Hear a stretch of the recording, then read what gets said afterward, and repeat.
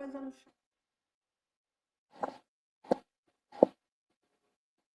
Falamos nos níveis de ação, nível tático,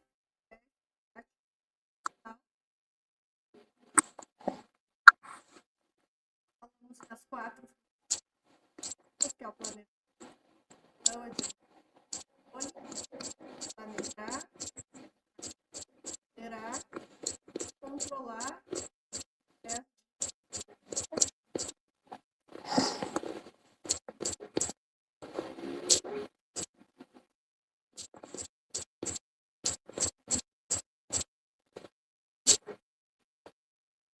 aqui, gente. Posso ir adiante? Sim, prof.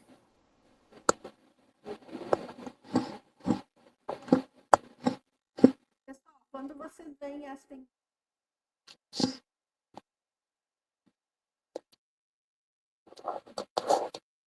Uma pirâmide de organização. a pirâmide, De organização.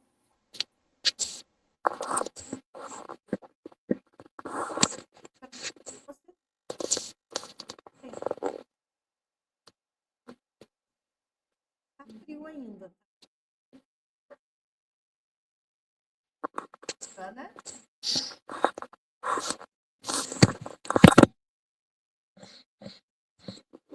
Mas como assim? O que que a gente vê? Vocês enxergam na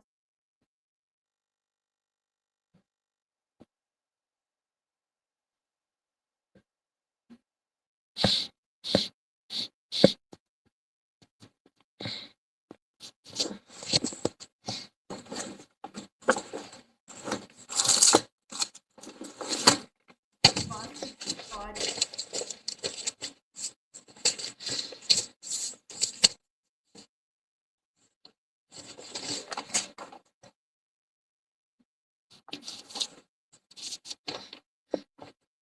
Se tiver algum chiado na gravação,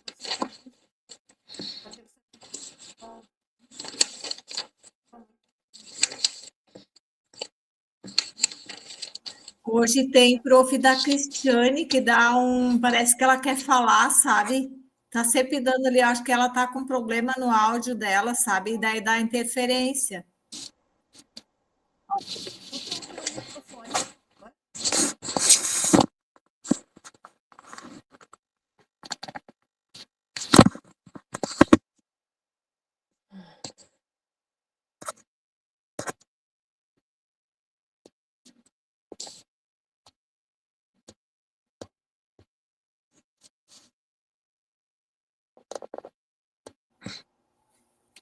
Sim, prof, melhorou. Eu que mutei o teu telefone.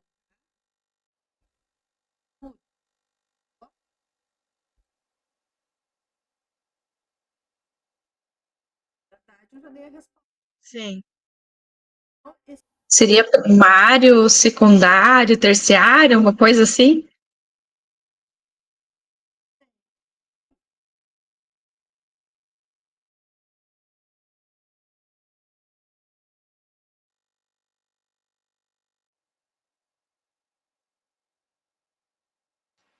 Agricultura?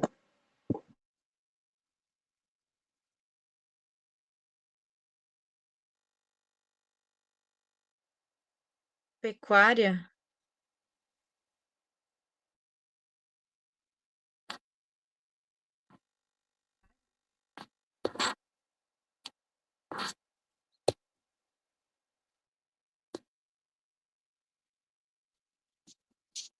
Boa noite. Tudo?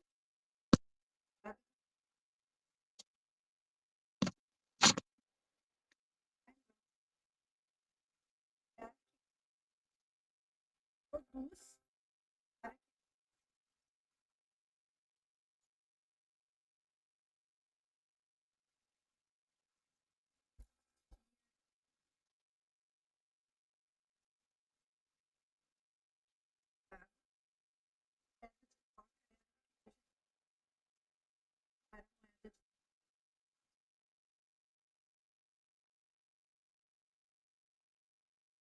Não era o sal?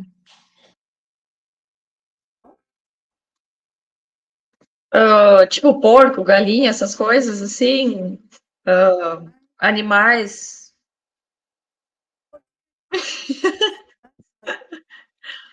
Trigo, não sei, essas coisas assim.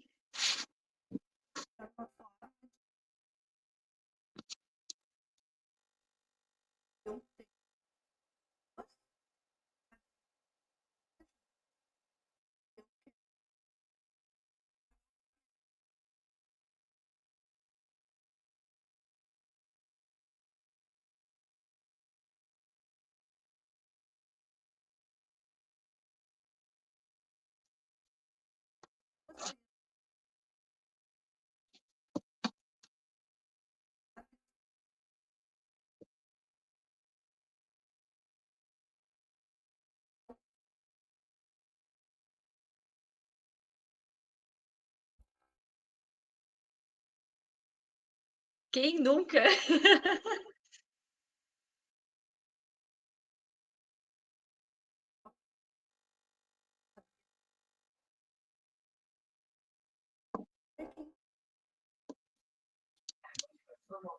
Consome?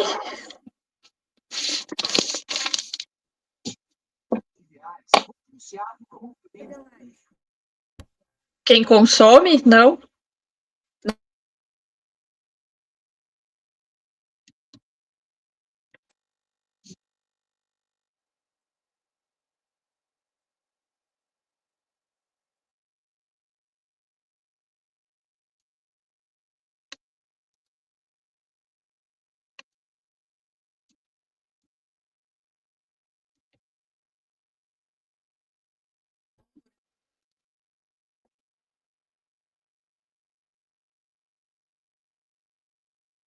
Transforma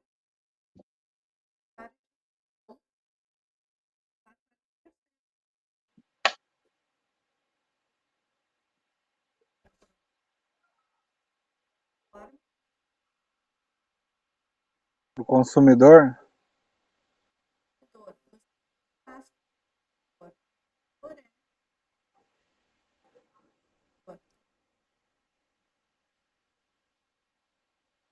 as indústrias, Comercial.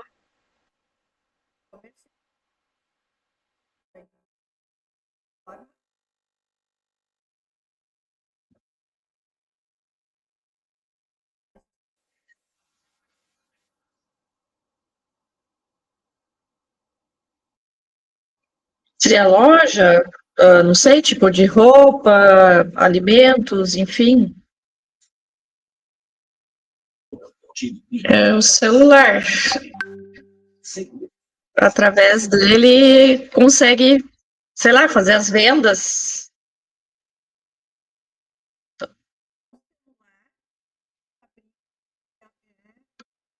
quem transforma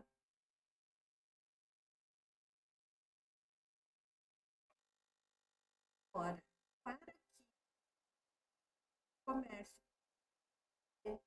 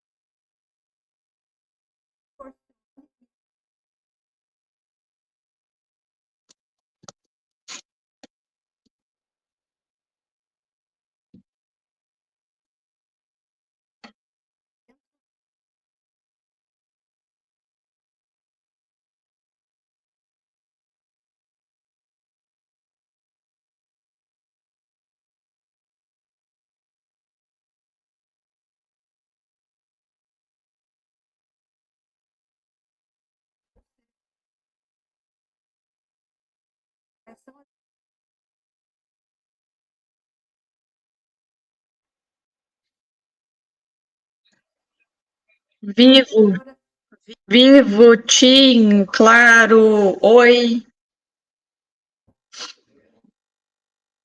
conseguiram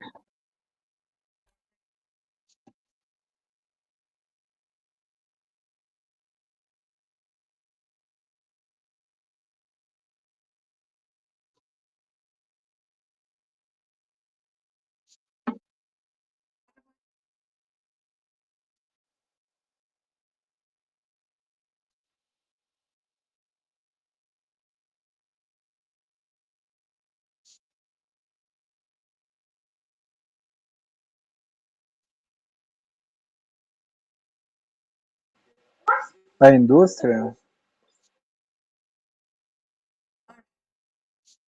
Veja,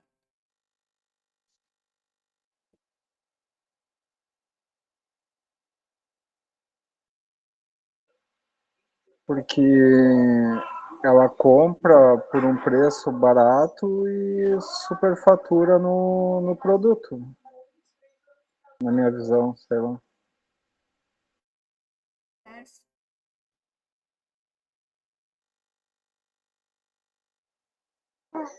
Também entra como indústria também o comércio, né? São tudo empresas.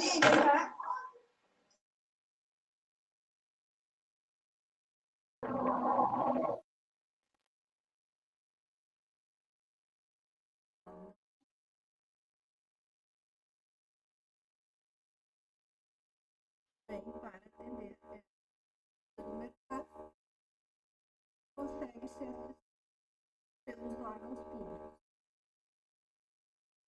E tem também classificado dentro do terceiro setor, fica, digamos assim, no mesmo nível das ONGs, são as OSCs. Também tem com este propósito, que é atender essa fatia do mercado, que é desassistida de alguma são organizações da sociedade civil. Então, tem organizações da sociedade civil que vem para defender o meio ambiente, que vem para defender a causa da discriminação contra determinada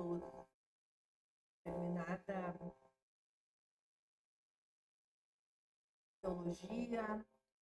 Falei para ideal, agora falei em ideologia. Também as OSCs, organizações também, sociedade civil, também tem sua legislação própria. Compreendido? Primeiro setor, terceiro setor. Tá? Ela trabalha numa fumageira. A fumageira é terceiro setor. Claudete trabalha em uma loja de imóveis. Claudete é do terceiro setor. Claudete vai mudar para São Borja, vai continuar trabalhando no terceiro setor. Ainda não está trabalhando, Adelaide também não. Ana trabalha na Prato Feito. Prato Feito é do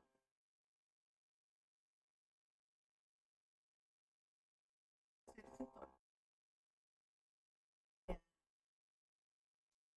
Aí tem talvez uma dúvida se ela é, porque ela produz comida. Os setores das empresas. Então, essa classificação, uma vez que ela produz o alimento para levar até os refeitórios, ou acho que refeitórios em algumas empresas, então também ela presta este serviço de alimentação. Então, tem que ter essa questão se realmente eu vejo a empresa fornece alimentação determinada, eu dou terceiro. Mas aí eu não sou da área tributária, então trazendo. Ana trabalha na Prato Feito, que eu não sei a empresa que precisa trabalha. Eu trabalho no Via Atacadista. No Via Atacadista. Não é terceiro setor, que é comércio, compra da indústria e comercializa lá no supermercado.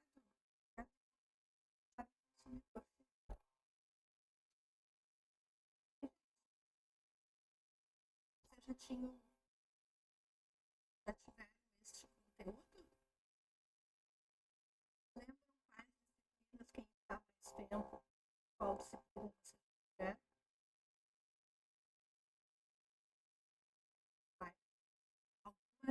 gestão? Tinha gestão de pessoas e serviços. Tem alguma coisa parecida que eu.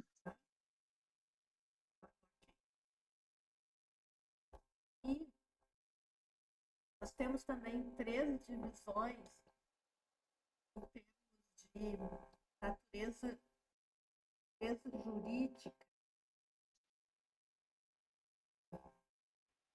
Nós temos as empresas públicas, empresas de economia pública, privada e de economia. O que são empresas públicas?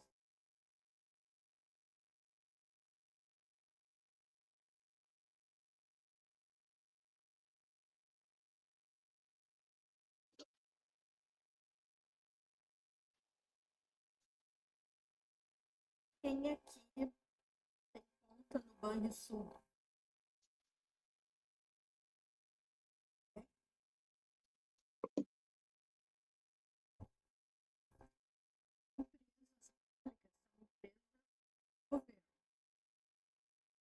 Empresas são gerenciadas, pensadas pelo governo.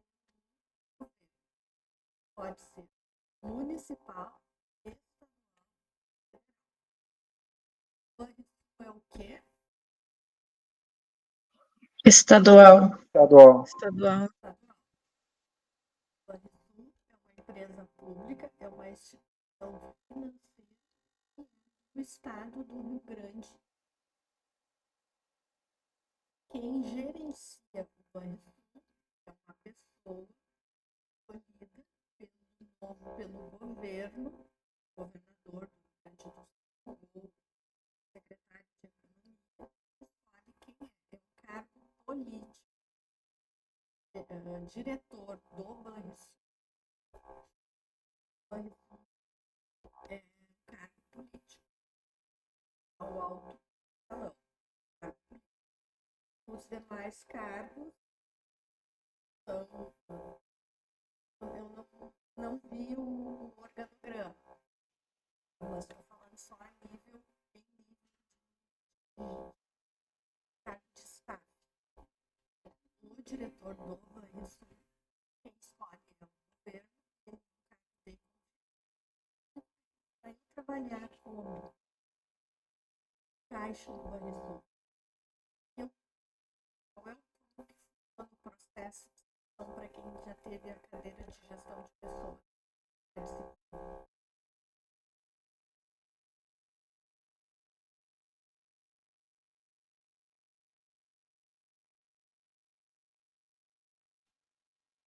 Eu mando meu currículo lá.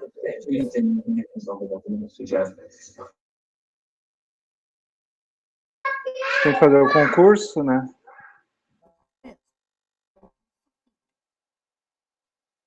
Para entrar em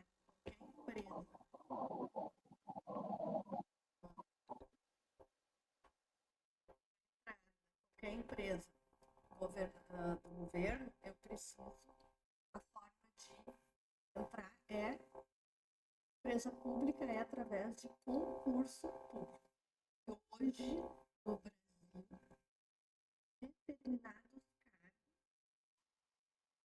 por concurso público mais concorridos do que muitos vestibulares de medicina pelo país. Por quê? Porque ser funcionário público é crescer tanto e é tão atrativo para as pessoas. Por diversas razões. Questões salariais, questão de benefícios, questão de aposentadoria, questão de estabilidade. É uma loucura, assim. Tem vagas que é 40, 50 candidatos concorrendo a uma única vaga. E as empresas públicas mantidas, geridas pelo governo, de onde vem o dinheiro das empresas públicas?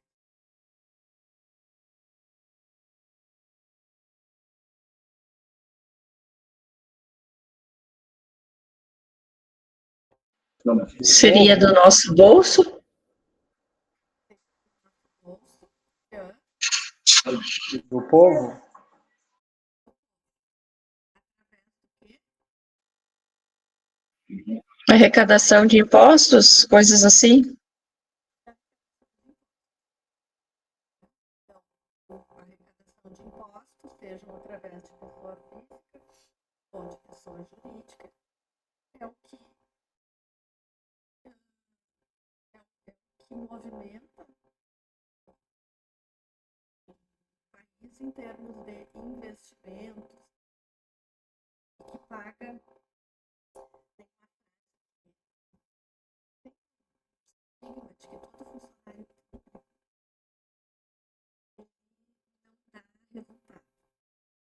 Só que no passado foi muito forte. Então eu ouvia de vez em quando alguém dizer, me atenda adequadamente ou com cortesia, porque sou quem paga o teu salário. Não está errado, realmente quem paga somos nós, e também tem outras formas de entrar das empresas públicas também serem mantidas, que é através de financiamento, Banco Mundial e diversas outras formas aí que tem, se vocês acompanham notícia, ouvem que a dívida externa do Brasil está tanto, o Brasil está devendo tanto, o governo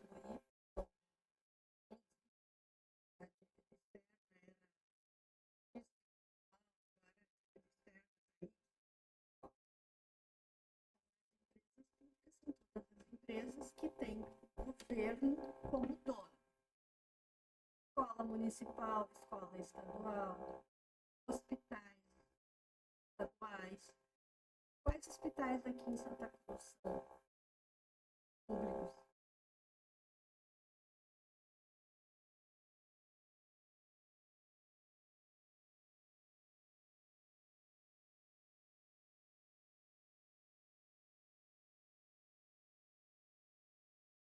Seria o Hospital Santa Cruz? Não?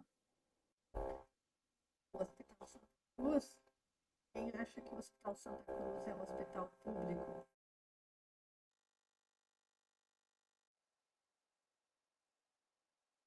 Não, Adelaide. O Hospital Santa Cruz ele não é público. O Hospital Santa Cruz é da APESP, que é da Unisc, né? Que é uma associação.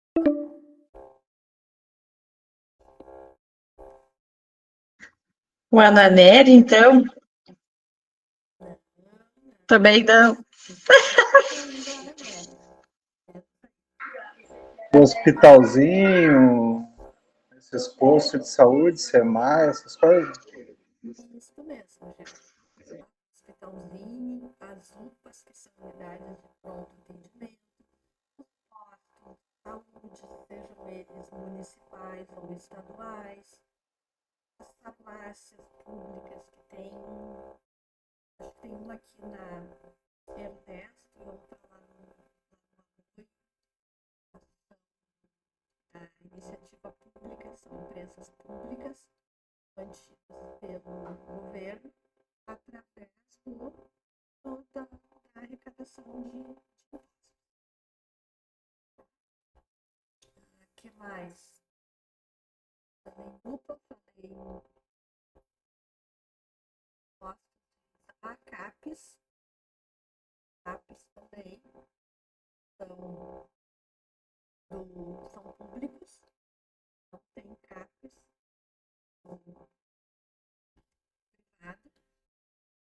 Para conhecimento de vocês, em Porto Alegre tem uma parceria chamada Parceria Público-Privada, que é um hospital de Deus, fez uma parceria com a Prefeitura de Porto Alegre, onde o Hospital Mãe de Deus entra com os funcionários e a Prefeitura de Porto Alegre entra com toda a estrutura de 6 CAPs, 6 CAPs lá em Porto Alegre. Então, eles são muito bem atendidos e funcionários pagos, toda a questão de contratação e seleção é feita pelo Hospital Mãe de Deus. Minha filha é enfermeira em CAPES e ela é funcionária do Hospital Mãe de Deus em Porto Alegre. Dentro desta parceria, inclusive, por conta desta parceria, Porto Alegre é pioneiro no modelo CAPES. Ele é todo o conceito todo aberto. Ele funciona, claro, depende do que ele atende, se é álcool e drogas, ele funciona 24 horas. E foi tudo construído dentro de uma proposta, sabe? Perto dele,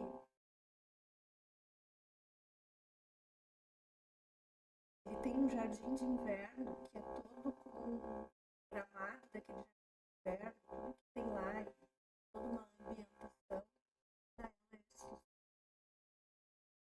Na verdade, tinha, porque com as enchentes ele foi atingido e deu perda total. O que pode acontecer ponto. Falei das enchentes. Voltar agora para a questão de parceria público-privada. Pode acontecer, e é muito que ganha quando a empresa pública ela faz essa parceria com a empresa privada. A empresa pública não consegue atender, então ela traz um parceiro. O parceiro é da iniciativa privada, que entra com um recurso e a empresa pública com outro recurso. A empresa sozinha não conseguiria e a privada talvez até conseguisse, mas não ia querer arcar com todos eles. Então, forma-se uma parceria que venha beneficiar toda a população. Falamos então em empresa pública, que é quais são aqui empresas que são públicas, falamos do banco estadual, falamos aqui em Santa Cruz, o hospitalzinho, as UPAs.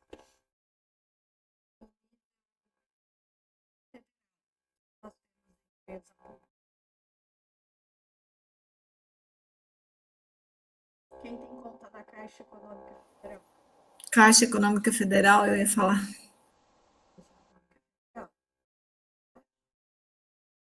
Nós temos também na educação a Universidade Federal do Rio Grande do Sul, a URGS, tem a UFSM, em Santa Maria, que é a Universidade Federal de Santa Maria, tem a UFPEL, que é a Universidade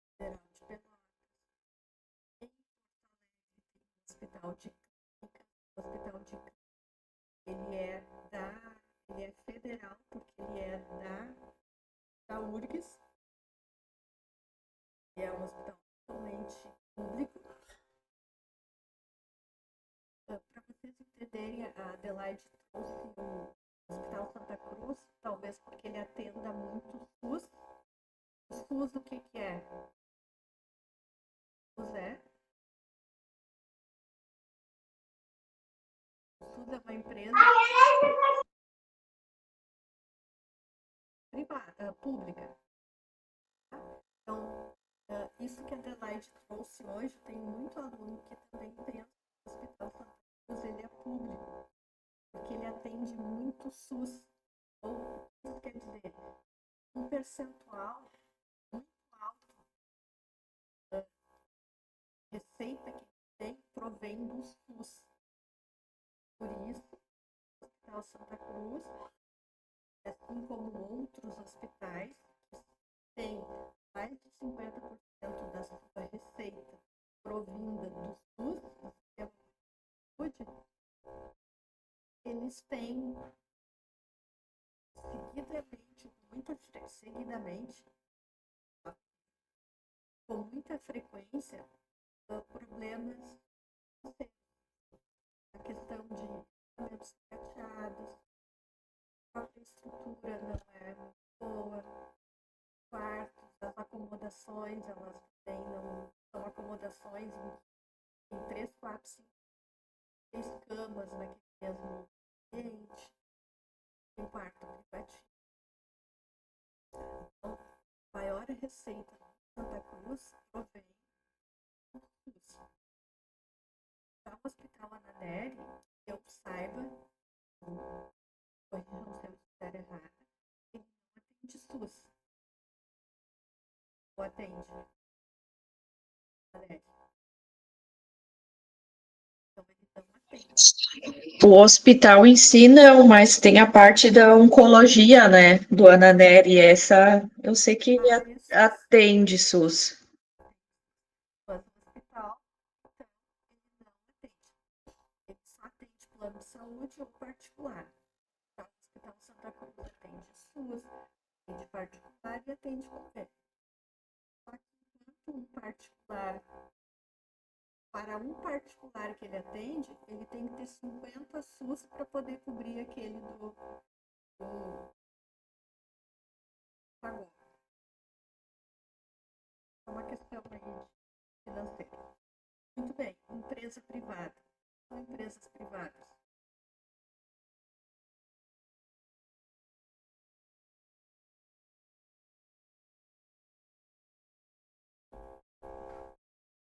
A empresa privada tem como dono,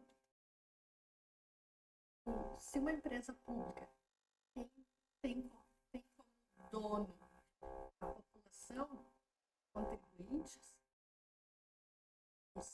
porém gerida pelos governantes, que é eleito pelo povo, uma empresa privada, seu dono é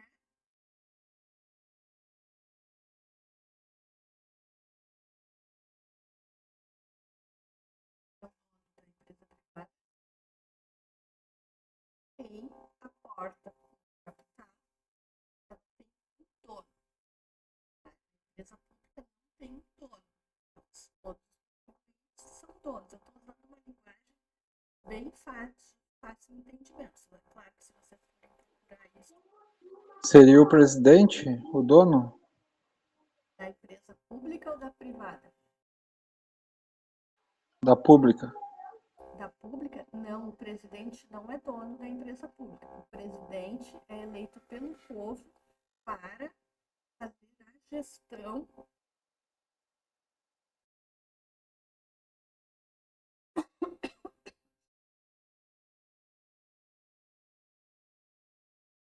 nosso presidente. Ele é escolhido em voto pelo povo para fazer a gestão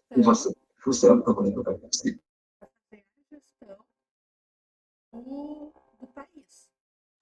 Tá? No âmbito federal, depois tem o estadual e o municipal. Então, o nosso rei é o presidente, mas ele não é o dono. Uma empresa pública, ela não tem dono.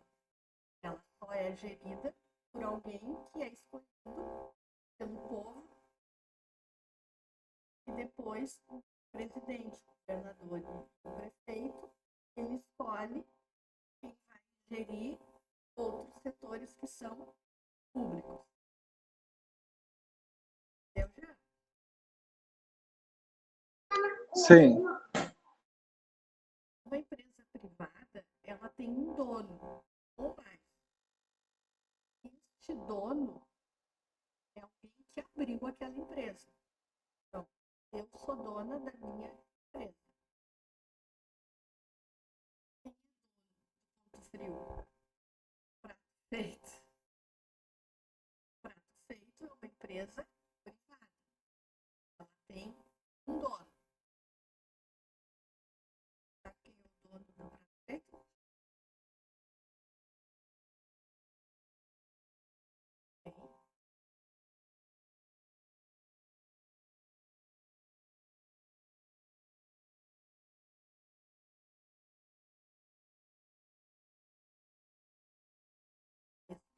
Gosto. Ele é casado com uma amiga minha. uma amiga de adolescência. Eu gosto. Então, tem dono. Foi ele quem abriu a empresa. Ele é dono da empresa. Então, toda empresa privada, ela tem um dono. E, claro, à medida que ela vai crescendo, aí ela fica com a natureza jurídica e ela, conforme o porte dela, ela é enquadrada na natureza jurídica. Conforme ela vai crescendo, ela vai mudando de faixa e ela pode ser uma empresa, como a Merco, por exemplo, que é uma empresa privada e tem ações na Bolsa de Valores. A Amazon é uma empresa privada que tem as ações abertas na Bolsa de Valores. Mas é importante que vocês gravem isso. A empresa privada ela tem um dono. E é este dono quem administra, quem gerencia ela. É evidente que, à medida que a empresa vai crescendo, ela vai contratando pessoas ou ela vai criando conselhos para administrar. Mas ela é a dona, ou seja, o dinheiro saiu do meu bolso para abrir aquela empresa. Ela tem dono. Ok, gente? Faz sentido? Tem as empresas de economia mista. O que é uma empresa de economia mista?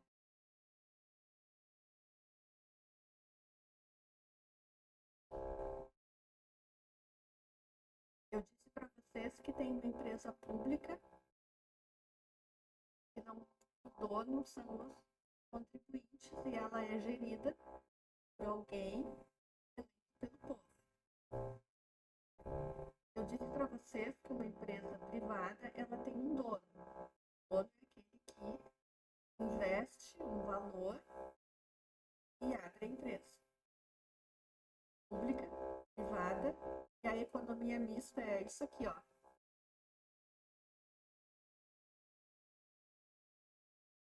Entendeu? Uma empresa Sim. de economia mista, ela tem mistura das duas. Ficaria a nossa conexão em. Vou ficar aqui, daqui a pouco vai cair a conexão. Então, uma empresa de economia mista, por exemplo, o que faz mover os nossos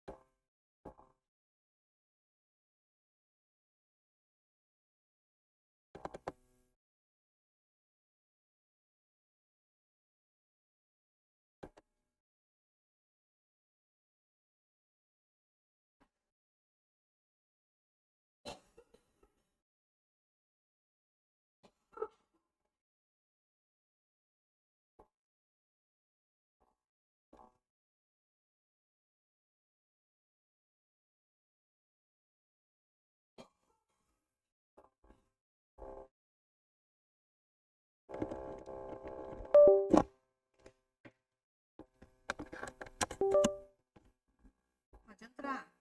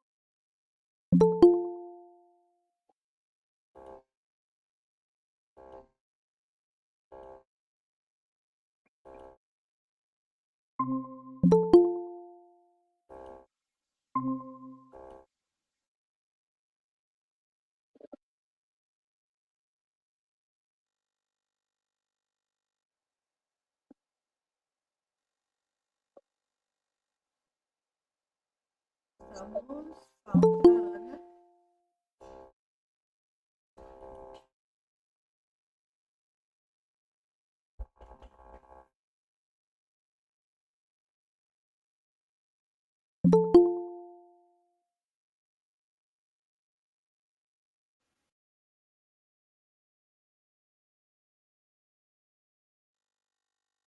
Daphne, eu preciso que você ligue a sua câmera.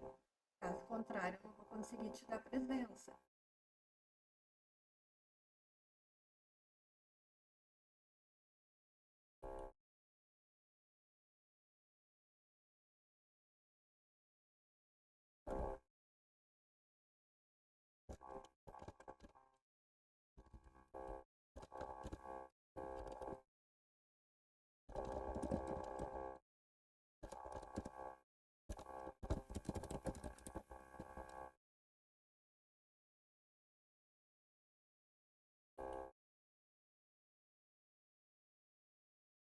Paramos onde, gente?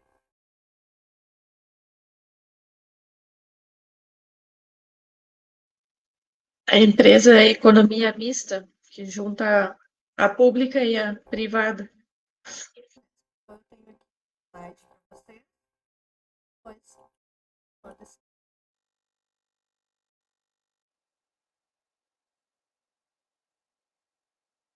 Então, a empresa pública que falamos, o capital é 100% público, a empresa privada ela é provida de uma firma individual, ou seja, o enquadramento, se ela é ilimitada, se ela é Pirelli, se ela é sociedade anônima. Capital social é de origem particular. Então, alguém que abre sua empresa e aporta um valor. E as empresas de economia mista, como eu falei, é a junção das duas, tanto da pública quanto da privada. A empresa pública ela detém a maior parte das ações. Por consequência, é ela quem administra. E quem assume os controles administrativos. Cabe à empresa privada. Um exemplo de empresa de economia mista.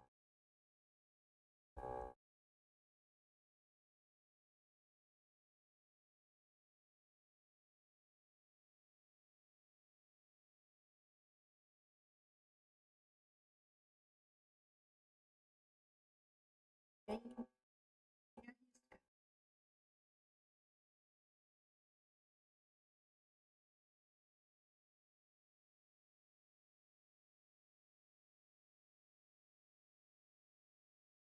Quem tem carro aí? A Petrobras. Petrobras.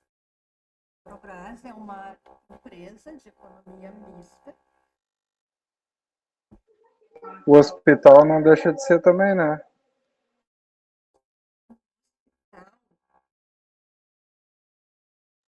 E não, hospital não é economia mista. Não é. Banco do Brasil é economia mista. Vale do Rio Doce é economia mista. Hospital não, tá? Jean, por que tu falou em hospital? Vamos ver qual foi o teu raciocínio. Porque tem parte particular, né? E tem a parte do SUS que vem o dinheiro do Estado, do país.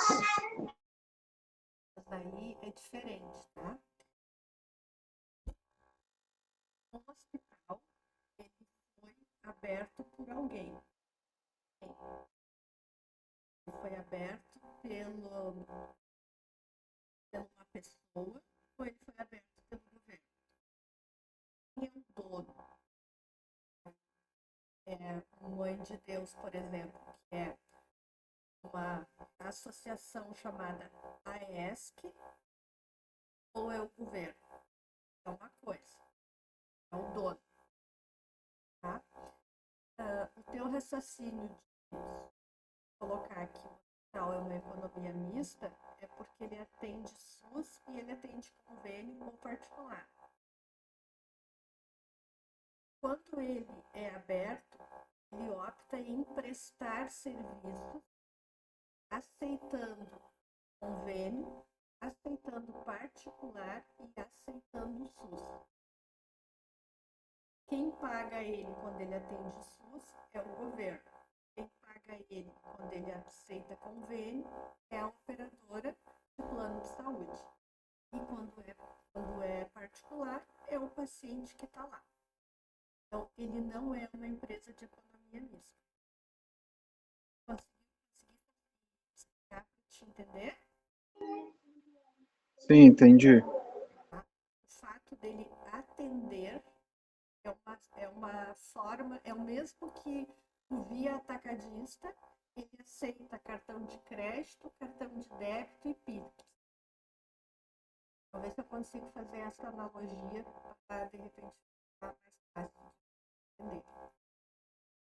É a mesma coisa no hospital. O hospital é de alguém. É esse alguém? É uma pessoa ou é o governo?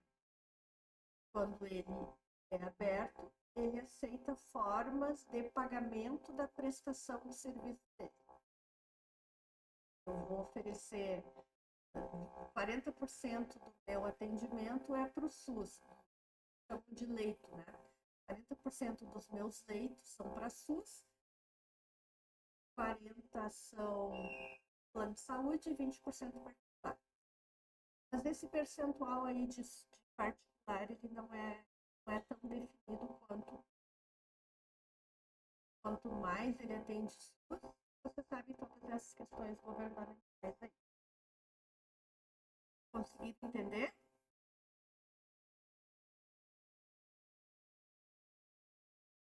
Ok?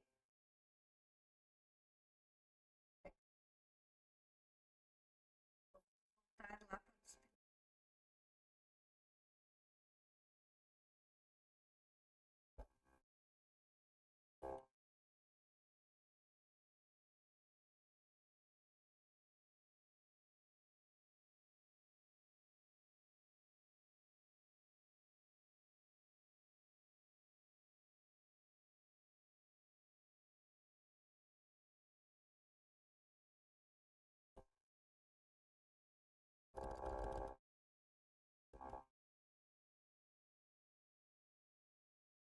Então, falamos pessoas, que é um dos pilares da gestão.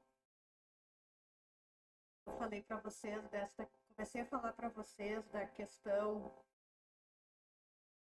que as pessoas vêm sendo cada vez mais valorizadas nas empresas. Eu interrompi para falar para vocês sobre setores da economia. Por que eu interrompi? Para que vocês entendessem do setor da economia, do setor secundário, que é a indústria, foi a partir da indústria que começou a ser, digamos assim, dotado, definido, dotado esses modelos de gestão que existem hoje. Se alguém quisesse aprofundar mais a questão de teoria, eu recomendo ler a respeito das teorias da administração. Então, se agora quiser perguntar no grupo, fique à vontade. Na era industrial, era uma era, né, se chama era, industrial, as pessoas eram consideradas máquinas, porque aquele modelo dentro das teorias da estava a regra de manda quem pode, obedece quem precisa, ou manda quem pode e obedece quem precisa. Então, as pessoas eram vistas como máquinas. Existia um modelo chamado modelo de produção em massa, como se imaginem robozinhos, um atrás do outro, um apertava o parafuso, outro parafuso, como se fosse uma fila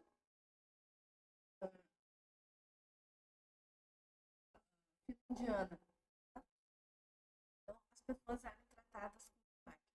E começou a criar, virem doenças mentais, doenças de corpo.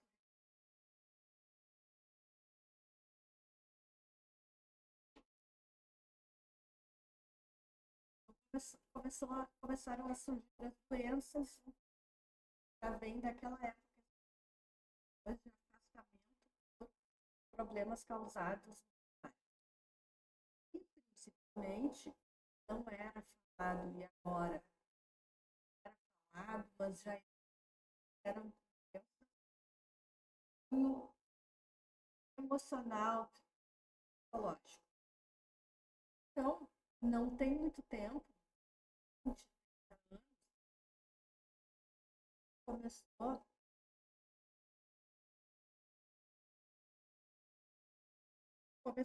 as empresas começaram a se dar conta também, a se rever das empresas administrativas, pelo de gestão, que manda quem pode, obedece quem tem juízo. As empresas começaram a se dar conta,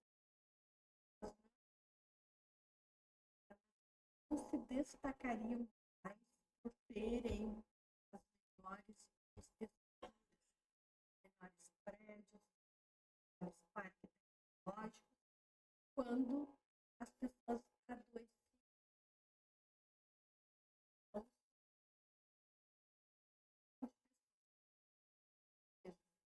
As empresas, os governantes passaram a ter um olhar para as pessoas, passaram a ver as pessoas não mais como máquinas.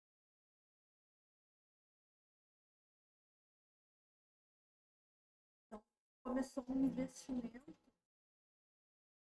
nas pessoas. Podem pensar, mas ainda existe quem não valoriza. Empresas, independente do porte, ainda existe. Uma quebra de paradigma. Paradigmas são modelos.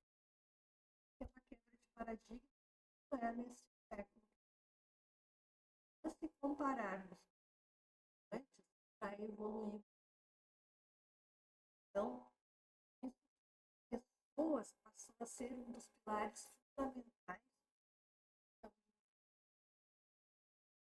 Então, eu digo, e eu acredito, que o coração de uma empresa são as pessoas. E são as pessoas que fazem. Máquinas vieram, teve então esta, que é lado da terceira onda, foi quando veio a internet, a tecnologia estourou muitos postos de trabalho, mas também, por outro lado, a automatização, ela também proporciona para que as pessoas tenham menos doenças ocupacionais, lesão por esforço repetitivo. O Jean trabalha lá na empresa, ele passa 8 horas do dia levantando e puxando uma manivela. Imagina esse esforço que ele faz 8 horas por dia no trabalho dele. Somem isso, somem de somar. Ao mês, um período de 6 meses, um período de um ano, um período de muitos anos. Então, ele vai passar a ter uma lesão, esforço repetitivo. Tanto que quem tem LER, determinado nível, já é uma doença ocupacional que aposenta. Então, o Jean fazia esse movimento diversas vezes na jornada do trabalho dele. A empresa fez, a empresa automatizou. Então, ao invés do Jean ficar puxando aquela manivela, ele aperta um botão. Aquele botão aquilo e mais do que o Jean fazia quando o Jean estava aquela manivela. A automatização vem para tornar então da ergonomia para facilitar para as pessoas não terem. Ela vem também determinada. Falei agora na indústria, mas tem determinados segmentos, realmente ela vem para tirar muitos postos de trabalho. Mas, seja o que for, as empresas passaram a ter um olhar mais para as pessoas. Então, setor de gestão de pessoas, setor de gente, gestão, setor de recursos humanos, seja o que for, qual será a nomenclatura que a empresa usar, o importante é que ela tenha este olhar para as relação ponto-chave de tudo. Ok, gente? Segundo pilar, sistemas. São sistemas, falei agora há pouco, questão da automatização. São ferramentas que elas vão auxiliar e elas vão otimizar. Otimizar é facilitar, agilizar a rotina de um negócio, a rotina de um setor, de um processo. E o que o sistema de automatização traz? Ela garante uma maior organização de dados, evitando processos repetitivos e proporcionando uma economia de tempo e esforço. Eu fazia o fechamento antes da minha loja, através, tudo manual, fazia tudo em um caderninho. Eu comprei um computador, esse computador ele tem um pacote Office, eu vim aqui na Ideal e eu fiz informática, então eu passei a automatizar esse meu controle de caixa. Isso fez com que eu ficasse 100%, me otimizasse para que eu possa ter tempo de ser mais estratégica no negócio e de ter um controle maior, porque aqui na Ideal, no curso de informática, eu aprendi a fazer tabela, Excel, e agora eu só lanço e ele já dá a soma para mim. Então, o tempo que eu ia ficar somando por produto,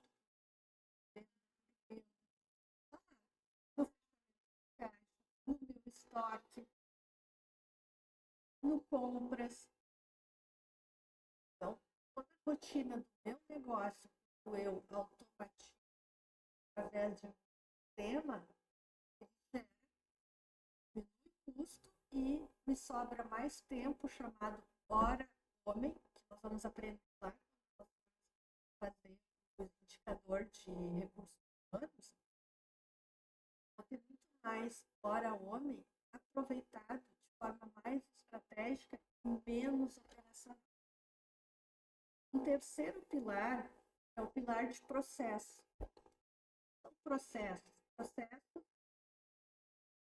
é cada um, é o que faz essa ligação de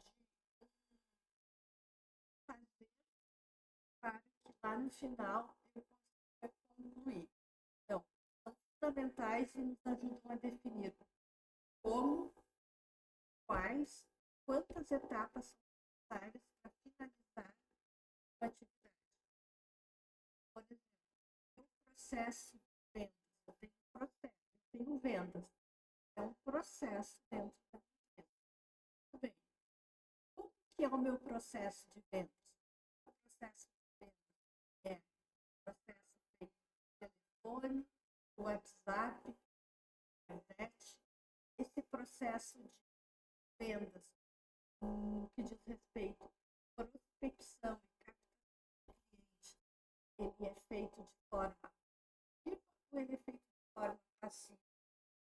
Eu ligo para o cliente, ou eu divulgo meu produto nas redes sociais, nas mídias, e eu aguardo que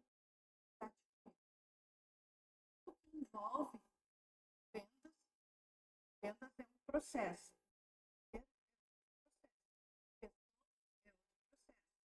TI é um processo. Para que cada um destes processos funcione de forma sistêmica integrada, é muito bem definido. Porque cada um deste processo vai impactar no outro. Processo de vendas. Então, venda, vende, capta cliente. Ele passa pro processo dele, quando ele fechou a venda, concluiu, terminou o processo dele. Agora começa um outro processo, que é o processo do financeiro. Pode ser paralelo ou pode passar para outro, e vem o processo de logística. Como que vai ser a entrega desse produto? É um processo. O processo de logística é que vai ficar responsável em enviar esse produto para clientes de forma online. Como que vai ser? Vai ser via SEDEX, vai ser via correio. Como que vai ser feito este processo? Tal, ele traga o resultado, tanto para a empresa quanto para o cliente. Cada um destes processos, o desenho, a gente chama de gestão, é o desenho do meu processo. Eu desenho este meu processo através de fluxo. Tá? Tem um fluxo para eu desenhar este meu processo. São caixinhas. São caixas que vão se ligando. Então, prospectar cliente. Caixinha. Daí vem outra caixinha. Daí vem outra caixinha. Tem um fluxo.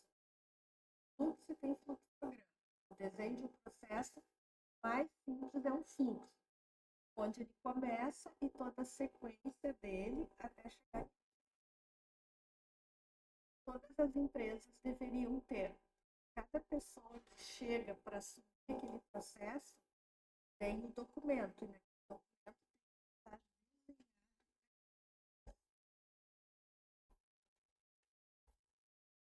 Outro pilar, o planejamento organizacional. Quando se fala em planejamento, diz que preconiza que tem que ter um entendimento, tem que ter um plano. Se eu planejei algo, eu tenho que criar meu plano. Planejei. Esse plano ele vai otimizar o alcance de determinado objetivo. Meu planejamento é viajar nas férias. Bem, então, planejamento. O que eu preciso fazer para viajar nas férias? Para onde eu vou viajar? Vou viajar para a região Nordeste, aí eu vou desdobrando esse meu planejamento, planos de ação, para atingir o meu objetivo. Já organizar, obter e alocar recursos necessários para atingir esse planejamento e viajar. Bem, eu sei que eu vou viajar nas minhas férias. Para onde? Aonde que eu vou viajar? Aí vem meus planos de ação, que é a forma como eu me organizo para conseguir realizar o meu planejamento. Para o pacote, eu vou via pacote, eu vou só comprar as passagens, tá? Eu vou hotel, eu vou comprar um passeio turístico via agência de turismo, ou eu vou comprar pacotes de passeio lá na passaporte de passeio lá para onde eu for, isso está dentro do dobrado, organizado e desdobrado em planos de ação.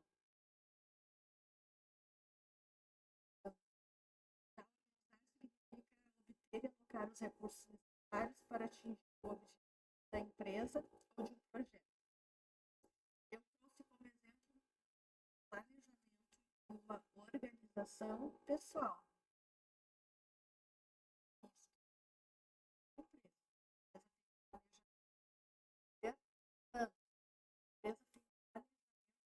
Expandir o negócio para outros estados.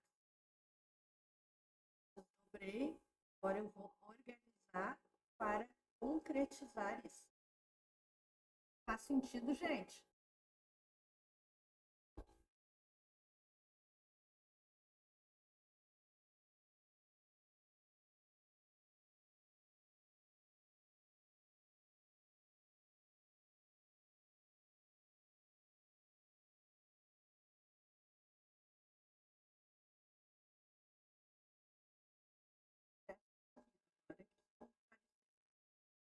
Tudo bem, gente?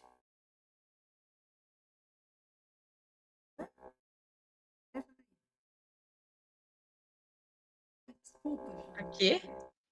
Tá aí. Mudou a configuração aqui. Nós temos ainda 30 minutos de aula.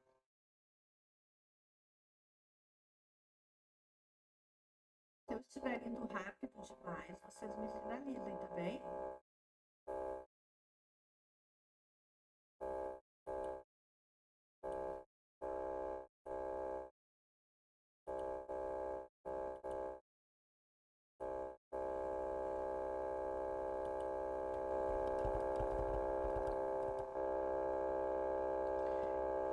Outro pilar de gestão, indicadores.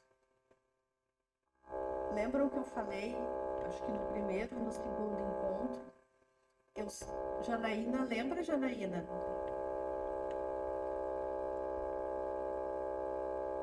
Oi?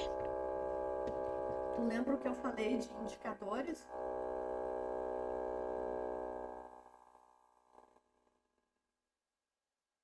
Eu só consigo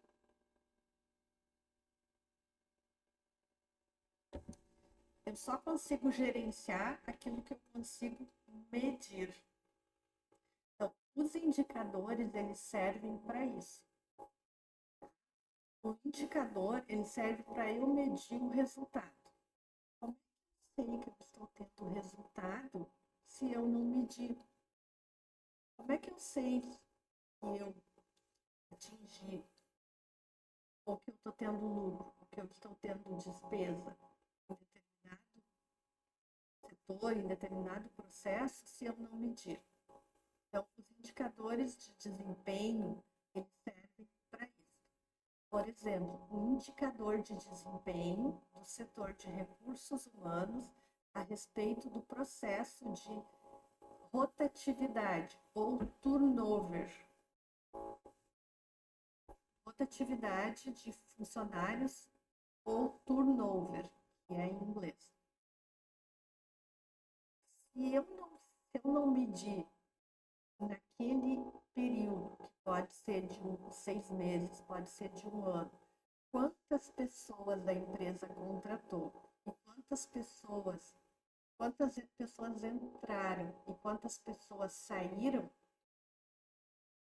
eu não sei se o setor de recursos humanos responsáveis pelo processo de recrutamento e seleção, como que está sendo o desempenho deles. Só que aí eu tenho que ir criando critérios para fazer esse indicador de desempenho. Na empresa que eu trabalhava, lá pelo mês de setembro, essa empresa, mensalmente, ela faz o acompanhamento do turnover ou da rotatividade dos funcionários. Quando foi lá em setembro, a empresa chamou todos os líderes, colocou numa sala eu estava nesta reunião e ele trouxe, o RH trouxe o seguinte: setor tal, líder fulano, líder beltrano, líder cicrano. Gente, não é ciclano. O correto é dizer cicrano. Então, beltrano, fulano e cicrano. Por que que o teu setor demitiu X pessoas nos meses tal e tal e tal? Tu demitiu e tu contratou. Tu contratou, em 2 meses tu demitiu. Eu demiti por isso. Por que que estas pessoas... deixa eu fazer uma ressalva. Quando eu faço um indicador de desempenho de rotatividade, eu tenho que desdobrar em pedido de demissão ou demissão. E o demissão a gente tem 2 ramificações: demissão por justa causa e demissão sem justa causa. Nara, por que que no teu setor tu teve tanta rotatividade de pessoas? Eu estou vendo pelo teu indicador aqui que tu demitiu essas pessoas, elas não pediram demissão. Por quê? Nestes meses em que tu teve no gráfico o efeito serrote, gerou X% de despesa para a empresa.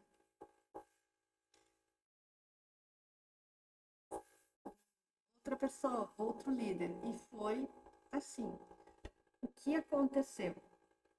Por conta disso, a empresa criou um regulamento que, para o colaborador ser demitido, ele primeiro precisa ser dado feedbacks.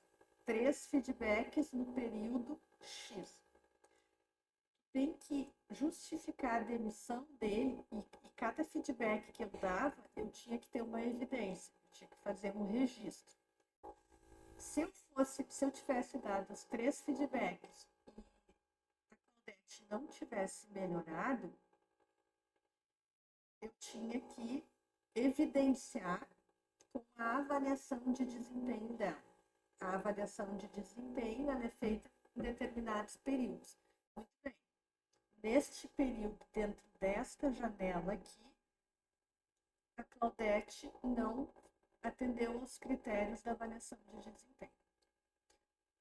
Bom, agora eu consigo justificar por que que o meu setor teve tanta despesa com demissão. Porque a empresa tem um indicador de desempenho que acompanha, que monitora, que controla. Por que que a empresa teve tantas despesas com rescisões contratuais? Então, o nome seria desse indicador de rotatividade, em que eu avalio o percentual de rescisões contratuais. E dentro destas rescisões, eu faço essas ramificações. A rescisão do contrato partiu do empregado ou partiu do empregador? Se ele partiu do empregado, tem que ser feito uma entrevista de desligamento, porque ele vai dizer para nós por que ele está pedindo demissão. Porque daqui a um pouco eu não sou uma boa líder e as pessoas estão pedindo para sair muito porque elas não conseguem trabalhar comigo. Aí tu não tira mais as pessoas, tu tira o líder. Ok, gente?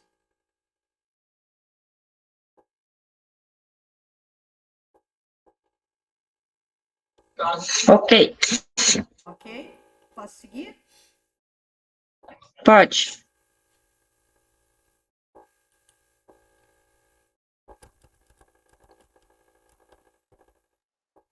Estou trazendo um conceito aqui que vocês podem ler Os indicadores apontam um caminho, são um referencial para identificar possíveis problemas.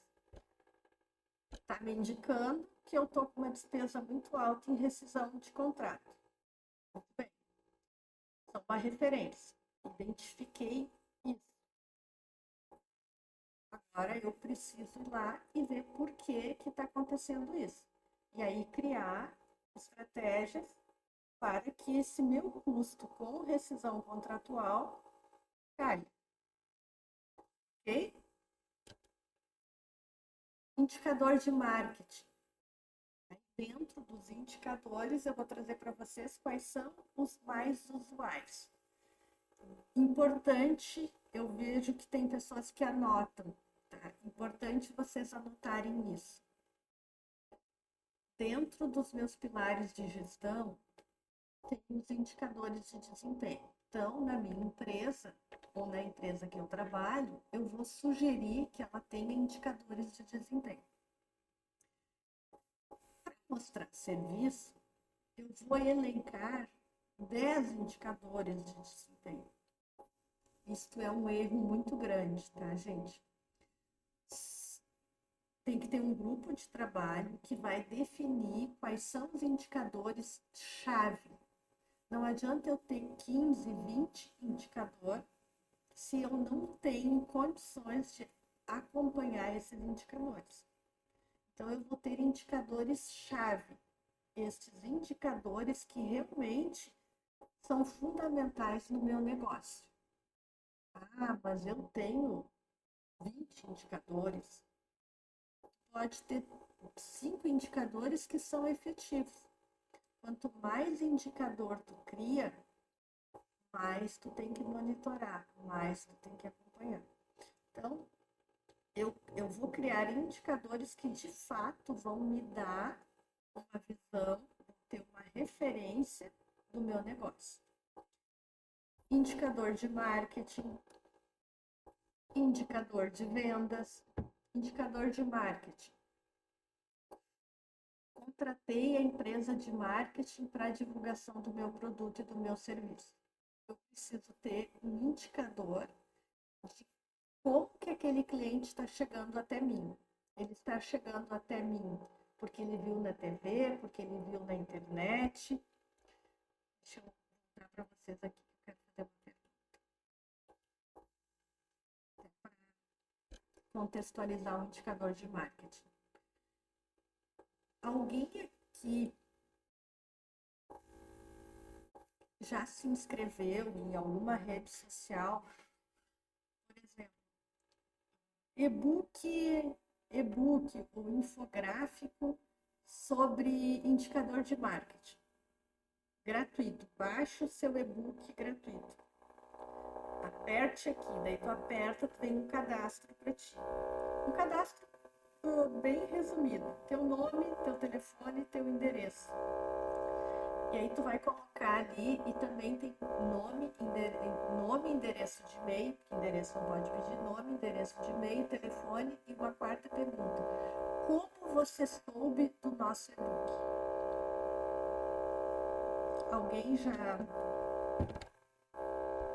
Alguém já preencheu um cadastro desses? Já. Esse é um indicador para saber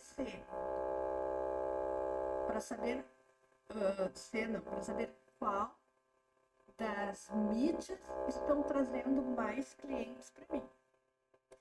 Vocês ficam sabendo pelo site, pelo Instagram, pelo Facebook, pelo Twitter.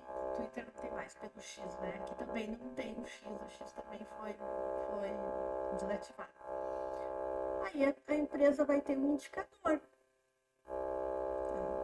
Por cliente que mais nos procura, ele vem pelo Instagram, ou ele vem pelo Facebook, ou ele vem pelo site.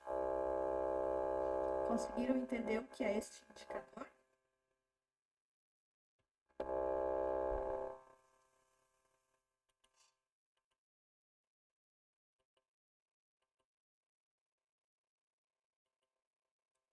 Gente, me desculpem, eu estou gripada e eu acabo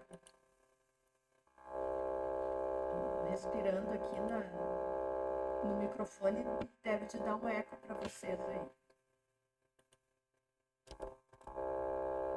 Indicador de marketing, indicador de vendas. Lembram que eu falei, não criem tanto indicador. Daqui um pouco eu posso compilar o de marketing e vendas. Eu divulgo meu produto e daquele produto que eu divulguei naquela mídia social, quanto me reverteu em vendas. Pode juntar em um indicador só. Indicador de estoque. Preciso ter um indicador, como é que está o meu estoque, porque aí esse indicador, quando o meu estoque estiver, e aí eu tenho que definir um mínimo para o meu estoque. Por exemplo, eu compro água mineral. Qual é o meu indicador de que o meu estoque de água mineral está terminando? Quando eu tenho uma bomboninha de 5 litros que está pela metade. Então, eu já tenho que comprar. Eu não posso esperar terminar. Eu gosto de comprar na oferta. E daqui a um pouco eu vou ter que, se eu esperar muito, a oferta acaba. Não tem. Quem aqui, ocorreu agora um exemplo. Quem aqui tem dois botijões, quem mora em casa?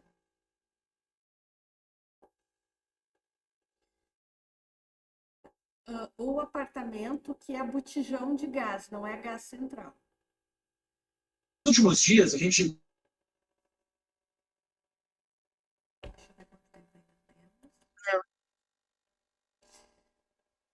Então, eu moro em casa, por exemplo, e eu tenho botijão de gás. Eu compro 2 botijões de gás para não correr o risco de quando um termina, eu ficar sem. O meu indicador de que aquele botijão de gás está terminando é quando o fundo da panela começa a ficar mais escuro. Quer dizer que o gás que está vindo me sinaliza que o gás está terminando. Então, ou seja, se eu tenho 2, eu não preciso correr. Ou ter cuidado que daqui um pouco, lei de Murphy, né? Eu estou cozinhando o feijão e acaba, ou eu estou com visita e o gás acaba. Tá? Então, este é um indicador.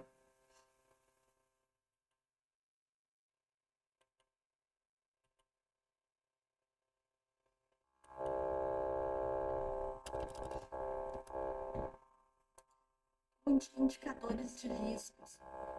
Aí eu tenho que, dentro do meu negócio, quais são os riscos?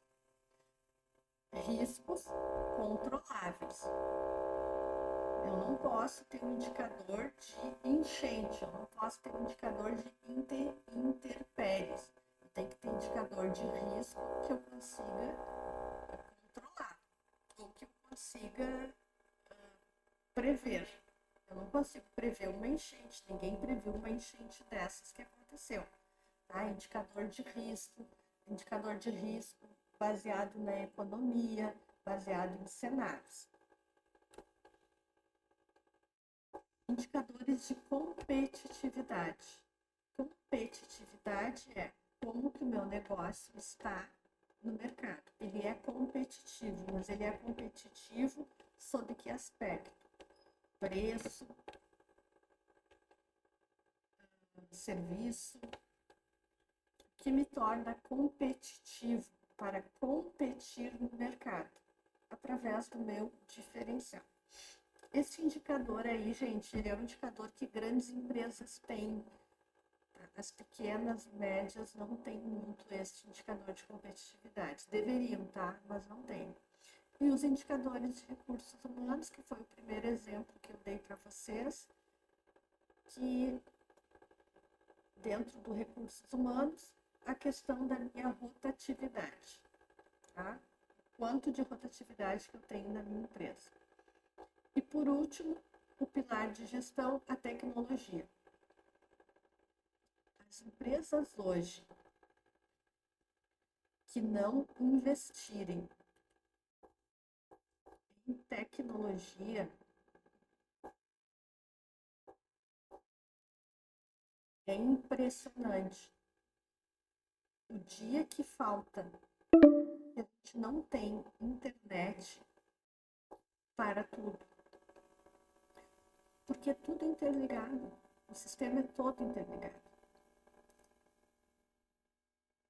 Investir em tecnologia, preferencialmente de ponta, e esta tecnologia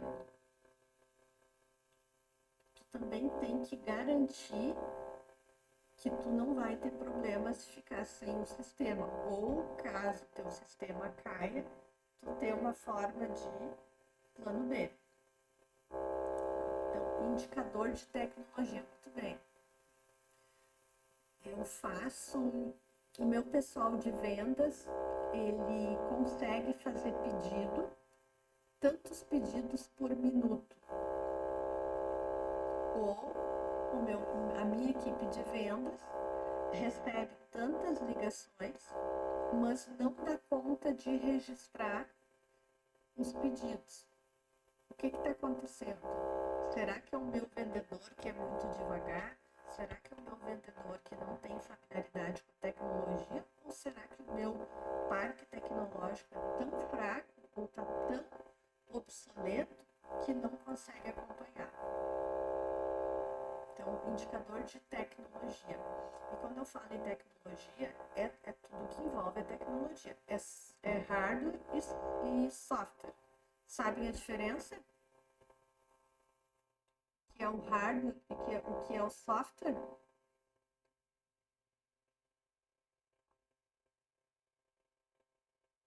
Software é programa? Não? Isso. Software é o programa, é o que está dentro. Tá? E o hardware é a memória que ele armazena. Tá? Então, pensar na tecnologia. Em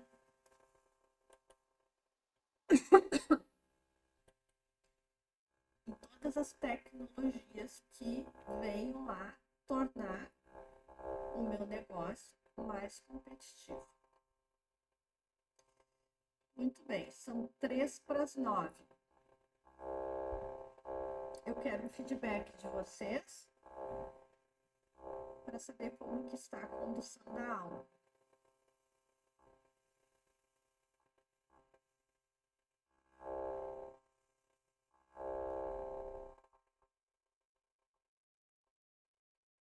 Tá boa?